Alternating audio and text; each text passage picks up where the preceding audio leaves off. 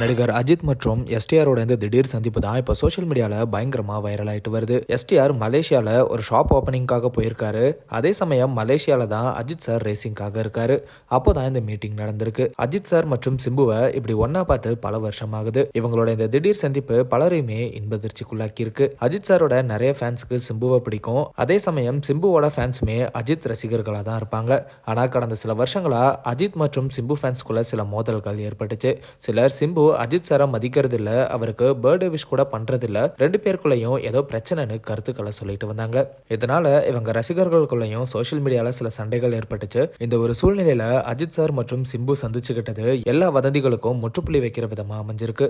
இப்ப மறுபடியும் சோஷியல் மீடியால சிம்பு மற்றும் அஜித் சார் ரசிகர்கள் ஒன்னா சேர்ந்து இந்த வீடியோவை ஷேர் பண்ணி செலிப்ரேட் பண்ணிட்டு வராங்க. அதே சமயம் ஜனநாயகன் படத்தோட ஆடியோ லான்ச்சும் மலேசியால தான் வர டிசம்பர் 27 நடக்க இருக்கு. இப்ப பலருமே இந்த ஆடியோ லான்ச்சுக்கு அஜித் சார் மற்றும் சிம்பு வருவாங்களான்னு கேள்விகளை கேட்டுட்டு வராங்க. இது ஒரு பக்கம் இருக்க, சிம்பு இப்ப வெற்றிமாறன் இயக்கத்துல உருவாக இருக்கிற அரசன் படத்துக்காக தயாராயிட்டு வராரு. அதே சமயம் அஜித் சார் ரேசிங்ல கவனம் செலுத்திட்டு இன்னொரு பக்கம் அடுத்த படத்துக்கான வேலைகள்லயும் ஈடுபட்டுட்டு வராருன்னு தகவல் வெளியாகி இருக்கு. சீக்கிரமே அதோட அபிஷியல் அப்டேட்டுமே வெளியாகும்னு எதிர்பார்க்கப்படுது.